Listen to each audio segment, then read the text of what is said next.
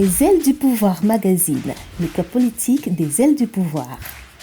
Destiné aux aspirantes candidates, aux personnels politiques, les élus et ex-élus, aux militantes de toutes les obédiences politiques, ce club privé confidentiel a pour but de nous réunir afin d'échanger sur les pratiques et les enjeux de la politique quand on est une femme et plus généralement sur le pouvoir. Vous souhaitez en savoir plus, voire devenir membre? Contactez-nous au 680 32 32 48 au 691 91 32 61. Je suis présidente du bureau de section au FRDPC à mon second mandat. Un fonctionnaire des finances à la retraite. Je suis une pensionnée de la fonction publique camerounaise. J'ai servi la nation pendant 30 ans et je me suis convertie en politique. J'encadre les femmes de la section au FRDPC de Voirie 3 avec brio et je suis au second mandat. J'ai été élue au premier mandat, nous étions 9 candidates et au second mandat, nous sommes retrouvés à 5 candidates. Je les ai battues correctement aux élections.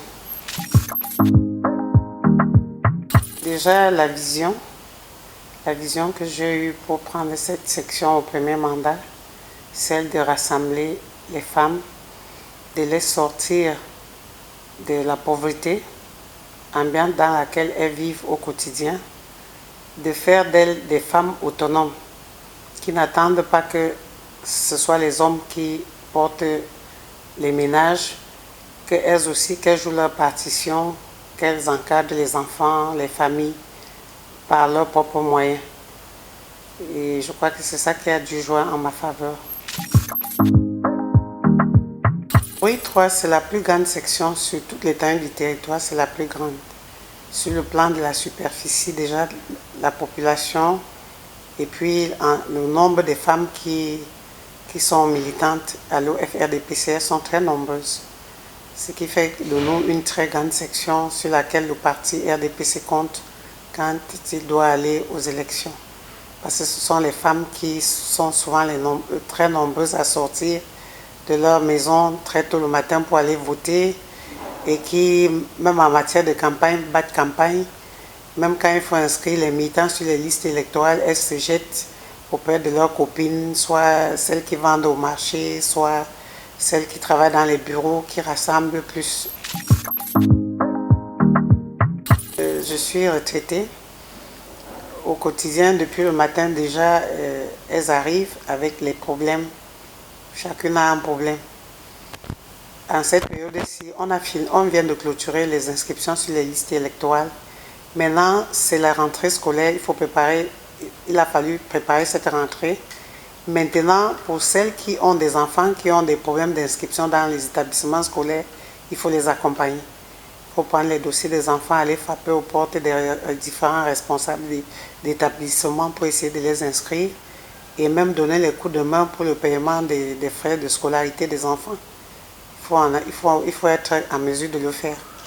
C'est le soutien que nous leur apportons au quotidien parce que beaucoup ne sont pas nantis. La plupart sont dans les petits métiers, elles font le petit commerce au marché, il faut les soutenir. Dans ce sens-là, pour leur permettre soit d'acheter les manuels scolaires, soit d'acheter des cahiers, soit même déjà de donner à manger à l'enfant parce que quand l'enfant va à l'école, s'il n'a pas bien mangé, il ne peut pas t'apporter un bon résultat à l'école. Donc tout ça, nous soutenons, nous apportons notre soutien autant que nous le pouvons, quoi. Le téléphone ne se ferme pas. Parfois, c'est un cas de maladie en pleine nuit, on t'appelle, tu es obligé d'intervenir. Parfois, tu quittes la maison, tu vas assister à ce qui se passe quand on donne les soins. Si c'est un décès, tu es présent quand on met à la morgue, ainsi de suite. On est là à l'écoute de tous qu'ils ont comme problème. Tantôt, il y a un problème dans un commissariat, il faut aller intervenir auprès des autorités pour qu'on libère le militant. Et pas seulement le militant, puisque nous sommes à la recherche permanente des électeurs. tous ceux qui ont les problèmes, même s'ils ne sont pas militants, on fait tout, on leur rend des services, sachant que demain, si on leur fait une main tendue, ils vont nous répondre positivement. Il faut tenir en même temps la chicotte et la carotte. Si vous avez les deux, ça fonctionne. Si vous n'avez qu'un seul, ça peut ne pas fonctionner. Parce que les femmes sont difficiles à gérer. Ça dit que c'est pas insultant de le dire. La femme se confond un peu à l'enfant. Elle comprend très difficilement et il faut vraiment clamer très fort, il faut parler très fort pour qu'elle comprenne de quoi on parle. Et ce n'est pas souvent aisé de les rassembler, c'est pas facile. Et il y a toujours beaucoup d'incompréhension. Il y a beaucoup d'efforts à fournir pour y arriver. Bon, ce qui me sauve aussi, c'est quoi? C'est que je suis ancienne d'église. Je suis au 4e mandat d'ancienne d'église. J'associe à tout ce que je fais Dieu. Je le mets à l'avant-garde de toutes choses. Même dans mes réunions, je commence mes réunions par la prière pour demander à Dieu de venir à travers son Saint-Esprit, bénir les lieux, bénir les âmes, faire en sorte que chacune de nous trouve un mot juste pour son intervention, pour permettre que la réunion se passe bien.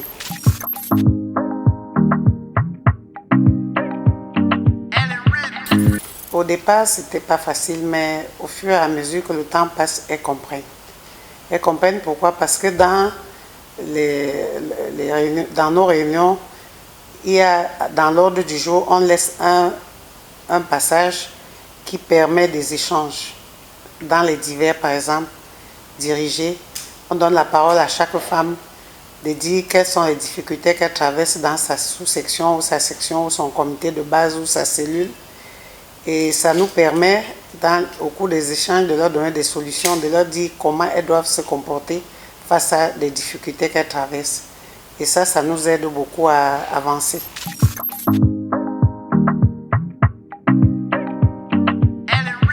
Les hommes sont égoïstes.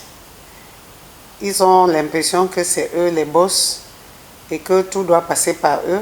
Ce qui fait que depuis le départ, les hommes ont toujours été devant et ils se font suivre par les femmes. Au niveau du RDPC, nous avons le RDPC. Ça rassemble tous les hommes et les femmes. Et il y a ce qu'on appelle les organes spécialisés, c'est-à-dire les sections OFRDPC, section nationale, et la section OJRDPC. Ça, c'est les deux organes spécialisés qui accompagnent le RDPC dans son mouvement. Et au départ, ce sont les hommes. C'était d'abord le RDPC, c'est après qu'on a adjoint les organes spécialisés. Maintenant, il faut faire un travail de fond pour amener, que ce soit les femmes de l'OF ou les enfants de l'OJ, à comprendre qu'ils ont un rôle majeur à jouer dans ce parti qui est le RDPC. Parce que ce sont eux qui tiennent le bon bout, ce sont eux ils sont d'abord les plus nombreux, ce sont eux qui mobilisent. Bon, l'animation, c'est vrai qu'on ne peut rien faire sans l'animation parce que c'est ça qui crée la bonne ambiance quand on se retrouve en groupe. Il faut qu'on chante les chansons de ralliement, ce qui rassure que tu es un bon militant, qu'on se rassure qu'ils maîtrisent même ces chansons. Il faut leur apprendre tout ça. Donc, les femmes de plus en plus se réveillent et comprennent. Au cours des réunions, on leur dit qu'elles ont leur partition à jouer et qu'elles doivent se préparer à porter leur candidature. Parce qu'avant, les femmes pensaient qu'elles sont là seulement pour accompagner les hommes. Elles ne comprenaient pas qu'elles peuvent aussi oser briguer des postes de responsabilité en politique. Pourquoi pas dans les hautes sphères de la République? Aujourd'hui, le président Paul Biya a ouvert. Il a ouvert largement aux femmes et aux jeunes. Quand il nomme les gens, il nomme les femmes, il nomme les jeunes. Et on les voit se déployer sur le terrain. Et ils ne sont pas les derniers de la classe. Les femmes ont leur mot à dire, comme les jeunes aussi. Since the dawn of time, they marked history. They are strong, remarkable, but before everything, there are women, mothers of humanity. Les ailes du pouvoir, a platform to give the speech to women of strength. Power, what is it about exactly?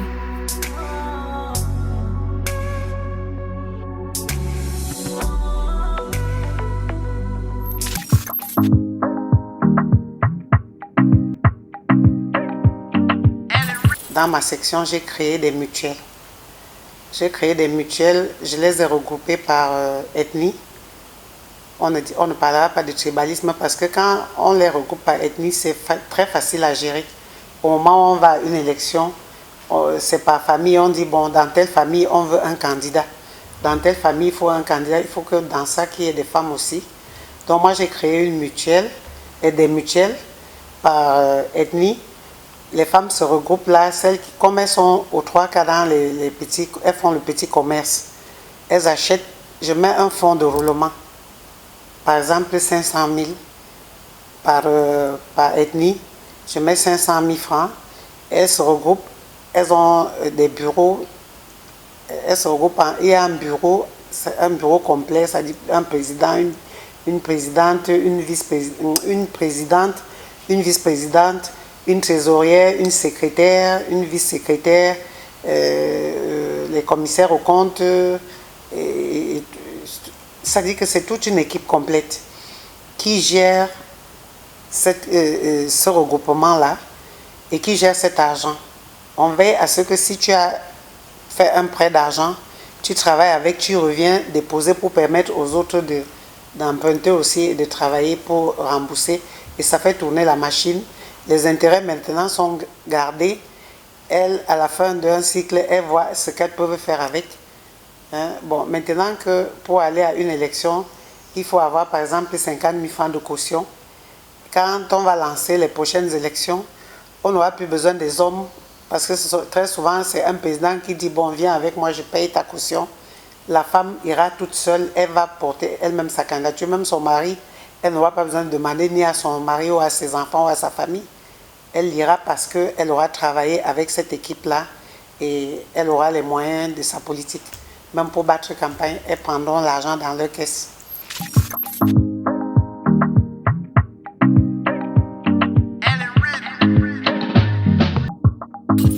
Nous avons des problèmes des écoles qu'il faut construire. Nous avons des problèmes de routes. Nous avons des problèmes de centres de santé. Nous avons des problèmes de gestion au quotidien, c'est-à-dire de manger, de boire, de se faire soigner, de se vêtir. Tous ces problèmes-là, on les prend au niveau de la mairie, là où nous sommes des conseillers municipaux, et nous les amenons à la ville auprès du maire de la ville. C'est là où ça se débat et on trouve des solutions. Alors les populations, pour les satisfaire, ça va être très compliqué parce que les difficultés ne sont pas seulement camerounaises. Le monde entier vit des difficultés partout. C'est compliqué. C'est compliqué. C'est pas un problème soit d'un parti politique ou bien d'un pays particulier. Le problème, c'est au niveau mondial, il y a des difficultés financières, on le sait. Mais on essaie de trouver des solutions dans la mesure du possible. On règle les problèmes au quotidien. On n'oublie personne. Chacun est pris en compte et sera pris en compte. Si vous observez maintenant, le problème que nous avons dans la ville de Douala, c'est les routes. Les routes, ça dit que toutes les routes se sont cassées presque au même moment. Avec les grosses pluies, toutes les routes sont gâtées. Mais la priorité, c'est de faire d'abord les routes principales, là où tous les véhicules passent. Les routes bitumées, il faut les réhabiliter rapidement avant de descendre maintenant dans les quartiers, voir là où... Et tous ces quartiers ont été pris en compte. On a recensé les problèmes. Même les problèmes de lampadaires, les linéaires, même des routes ont été entièrement prises. On attend la faisabilité. Et il faut de gros moyens. Douala est une ville tentaculaire. C'est pas une ville... c'est pas un village où on sort un matin comme ça, on rassemble quelques personnes. Mais Douala est très vaste. C'est une très grande ville et pour agir, il faut de gros moyens. Même le budget qu'on fait, on élabore, on est toujours obligé de renforcer durant l'exercice parce qu'on se rend compte parfois qu'on a des problèmes qui arrivent à mi-parcours. On est obligé de prendre tout en compte. Nous disons aux populations que nous les aimons beaucoup. Nous les aimons beaucoup, ils nous soutiennent et nous ne les oublions pas. Nous ne les oublions pas, nous travaillons jour et nuit pour leur bien-être. Mais les moyens, il faut les trouver aussi. Il faut trouver les moyens pour agir. Et ça ne se ramasse pas au bord de la route. Et puis, il y a des moments où il y a des priorités. On prévoit quelque chose, s'il y a une priorité qui sort là, comme l'autre jour, l'immeuble est descendu, ça a tué des personnes. Est-ce qu'on devait laisser les gens sous les décombres? Il fallait trouver les moyens de secours. Et tout ça, ça nécessite un financement. C'est un exemple à prendre parmi tant d'autres. Donc, vraiment, il faut que les populations nous acceptent tels que nous sommes. Nous sommes leur porte-parole, nous sommes conscients que sans eux, nous ne sommes rien. Et nous sommes là pour leur désirata. Tout ce qu'ils nous ont demandé ont été pris en compte et ça va être fait. Merci. À l'époque, je travaillais au ministère des Finances et le président national du RDPC a créé le parti le 24 mars 1985 à Bamenda. Et en novembre 1985, je me suis inscrite au comité de base de Tchinga parce que j'habitais le quartier, j'habitais Tchinga et je partais de la maison, j'étais pas loin non seulement de mon comité de base et je n'étais pas loin de mon lieu de travail. Et j'ai vu l'engouement, j'ai vu comment les femmes se déployaient, je me suis dit pourquoi pas. Et je me suis jetée, j'ai pris goût et je ne pense pas avoir failli. Parce que depuis que je suis à l'OFRDPC, je joue parfaitement ma partition. Et j'ai été militante sac au dos jusqu'à être président de section. Aujourd'hui, président de section, c'est un cadre du parti. On ne saurait faire sans nous. On nous demande aussi, on pose des questions sur ce qu'on peut faire quand il faut organiser soit une élection, soit des candidats et tout. Nous sommes dans la sélection. Il y a beaucoup d'embûches. Beaucoup d'embûches, des combats parfois qui ne se justifient pas. Hein. C'est-à-dire que quelqu'un vous regarde comme ça et dit mais elle veut nous montrer quoi là. Vous présentez même candidat, les gens qui sont même supposés vous soutenir, ce sont eux qui vous mettent des pots de banane pour vous empêcher d'avancer. On a gravi, je suis partie de militante simple, c'est-à-dire dans une cellule. J'ai fait le comité de base, j'ai fait la sous-section, j'ai fait la section. J'ai été membre du bureau de section avant d'être présidente de section. Donc j'ai accompagné même des présidents de section dans leur fonction de présidente. Et je les ai vus travailler et ça m'a donné la niaque de gagner, de me jeter et de gagner aussi. J'ai été enseignée dans un collège catholique à Terenstra, à Berthois. J'étais âgée de 11 ans. J'ai été enseignée par un de mes professeurs de couture, celle qui nous donnait les coutures et la broderie, Madame Tues, Geneviève, elle a gravi tous les échelons en politique. Elle a été présidente, c'est-à-dire elle est partie de la base militante, évoluée, présidente de section, elle est passée députée. Elle a été au Sénat, vice-présidente du Sénat, membre du bureau politique du RDPC. Vraiment, pour moi, c'est un modèle. Mes ambitions, c'est de porter l'écharpe. Il faudra qu'aux prochaines consultations, que je sois députée ou que je sois maire titulaire bien sûr, ou que je sois